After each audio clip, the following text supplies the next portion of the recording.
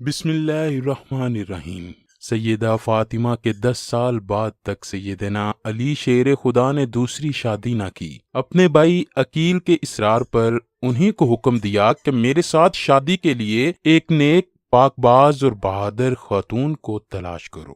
شجاعت و بہادری کے لیے مشہور قبیلے سے حضرت عقیل نے ایک پاک اور بہادر خاتون کا انتخاب کیا۔ خدا کی کرنی ایسی کہ ان کا نام بھی فاطمہ تھا۔ بعد میں وہ ام البنین کے لقب سے مشہور ہوئیں۔ حضرت سیدنا علی کو اللہ پاک نے ام البنین کے بطن سے 4 بیٹے عطا فرمائے جو چاروں ہی میدان کربلا میں شہید ہوئے۔ ان بہادر بچوں میں سب سے جری اور طاقتور کو دنیا عباس کے نام سے جانتی ہے۔ حضرت عباس چاروں میں سب سے بڑے تھے۔ وہ کیسے بہادر اور صبر کا پہاڑ ثابت نہ ہوتے کہ جن کے والد شیر خدا اور ماں بنو کلابیہ کی مشہور تیر انداز تھی۔ حضرت عباس 4 شعبان 26 ہجری کو مدینہ منورہ میں پیدا ہوئے۔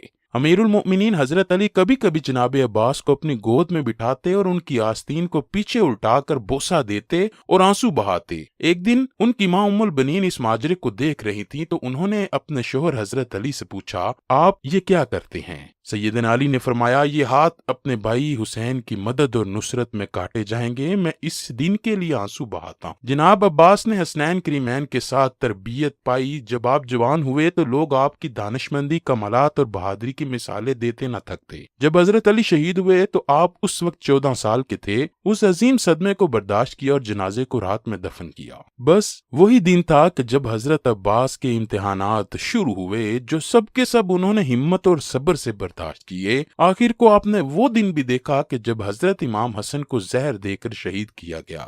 آپ کا جنازہ بھی صحیح طرح سے پڑھنے نہ دیا گیا، لیکن یہ سب بھی ایک بہادر باپ کے بہادر بیٹے نے صرف اسی لیے برداشت کیا کہ حضرت حسین نے انہیں یہ کہہ کر منع کیا، عباس ابھی جنگ کا وقت نہیں ہے۔ جناب عباس کی شادی عبداللہ بن عباس کی بیٹی لبابہ سے ہوئی، جن سے اللہ پاک نے انہیں 2 بیٹے عبید اللہ اور فضل عطا فرمائے۔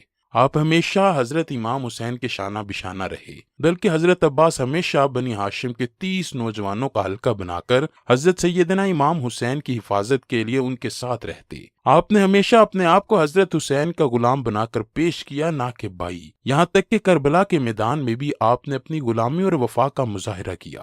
ابن زیاد جانتا تھا کہ جب تک عباس کربلا کے خیموں میں موجود ہیں ہم ان تک پہنچ نہیں سکتے، اسی لیے اس نے ایک چال چلی کہ شمر ملعون کو 4000 سپاہی دے کر حضرت عباس کے پاس بھیجا۔ اب شمر نے حضرت عباس سے کہا کہ میں ابن زیاد کی طرف سے عباس تمہارے اور تمہارے بھائیوں کے لیے امان نامہ لکھوا لایا ہوں، اس لیے اب تم یہاں سے جا سکتے ہو۔ بس یہ سننا تھا کہ حضرت عباس کا چہرہ انور سرخ ہو گیا۔ آپ نے امان نامہ پکڑا اور اس کے 2 ٹکڑے کرتے ہوئے فرمایا، ہمت ہے تو مجھ سے مقابلہ کر۔ تم لوگ چاہتے ہو کہ میں نواسے رسول سے غداری کروں؟ چنانچہ شیمر اور ابن زیاد اپنے مقاصد میں کامیاب نہ ہوئے، اور پھر کربلا کے میدان میں جب باری باری سب شہادتیں ہونے لگیں تو حضرت عباس نواسہ رسول سے عرض کرتے ہیں کہ آقا حسین، اب مجھے بھی اجازت دیجیے میں ان یزیدیوں کو جہنم واصل کروں۔ لیکن حضرت سیدنا حسین فرماتے ہیں کہ عباس،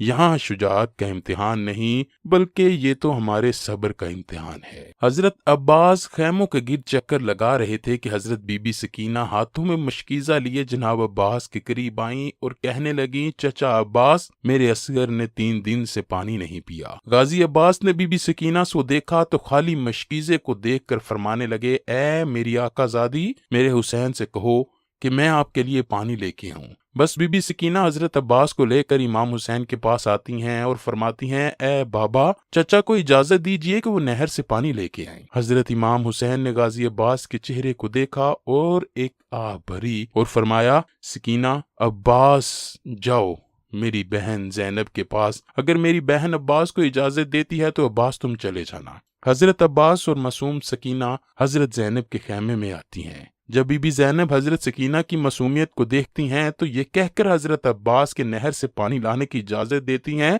मेरे बाबा ने वसीयत की थी ज़ैनब, शाम की गलियों में जब हाथों को रस्सियां बांधे तुम्हें ले जाया जाए तो उस वक्त सब्र का दामन हाथ से मत छोड़ना। और मैं कहा करती थी कि जिसका अब्बास जैसा शेर भाई हो तो कोई उनको कैसे गिरफ्तार कर सकता है। हजरत अब्बास पानी की मश्क लिए घोड़े पर सवार होते हैं, एक हाथ में अलम उठाते हैं और नहर की तरफ बढ़ने लगते हैं। तरीक़े तिबरी में हजरत मोहम्मद बिन जुरैर तिबरी लिखते हैं कि जब हजरत अब्बास दरिया फरात की तरफ मशकीज़ा और नंगी तलवार लेकर निकलते हैं तो उस वक्त अमरू बिन अल हज्जाज 500 यजीदी फौजियों के साथ दरिया पर पहरा दे रहा था। करबला का तपता सहरा है, सूरज अपनी आबोताब से चमक रहा है। जब पहरेदारों ने एक शाहसवार को नंगी तलवार के साथ आते देखा तो फौज में हलचल मच गई। तारीख गवाह है कि हजरत अब्बास ने 133 यजीदियों को चीर डाला और दरिया पर पहुंच गए। बाकी फौजी इमदाद लेने के लिए अपने कैंपों में भाग गए। हजरत अब्बास ने अपना अलम दरिया के किनारे गाड़ा और मश्क में पानी भरने लगे। जब मश्क को भरने के बाद आपने खुद पानी पीने के लिए चुल्लू भरा तो फिर ये सोचकर पानी गिरा दिया कि मेरे आका हुसैन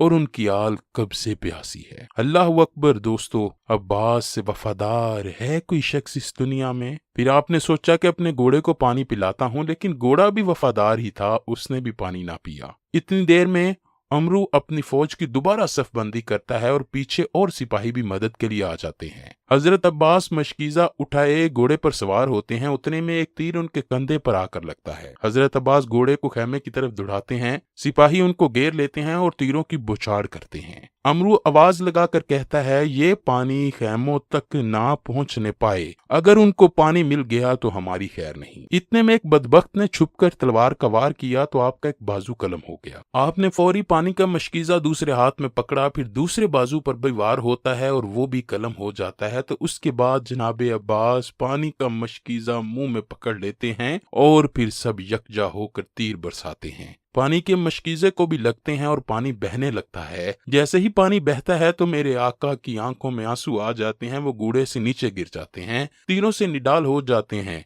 यजीदी फौज फतह के नारे लगाते हुए वापस हो जाती है। जब इमाम हुसैन हजरत अब्बास को गिरता देखते हैं तो वो उनकी तरफ बढ़ते हैं और आकर हजरत अब्बास का सर अनवर अपनी गोद में लेते हैं। हजरत अब्बास पहली दफा हजरत इमाम हुसैन को अपना भाई कहकर पुकारते हैं और माफी मांगते हैं कि मैं मासूम सकीना के लिए पानी न ला सका। आपकी रूह मुबारक दारुल फना से दारुल बका की तरफ कूच कर जाती है। तमाम शहादतें होने के बाद जब सारे गर्दनों से सर उतार दिए जाते हैं और उनको नेजों पर चढ़ाया जाता है तो साहिब वफा हजरत अब्बास का सर नेजे पर नहीं रुकता और बार बार गिर जाता है। यजीदी फौज परेशान होकर हजरत ज़ैनुल आबदीन से पूछते हैं कि ऐसा क्यों है, जिस पर आप एक तारीखी जुमला फरमाते हैं, मेरे चचा ने सारी जिंदगी मेरे बाबा हुसैन की बराबरी नहीं की तो अब मरने के बाद उनका सर भी हुसैन के सर के बराबर नहीं रुक सकता।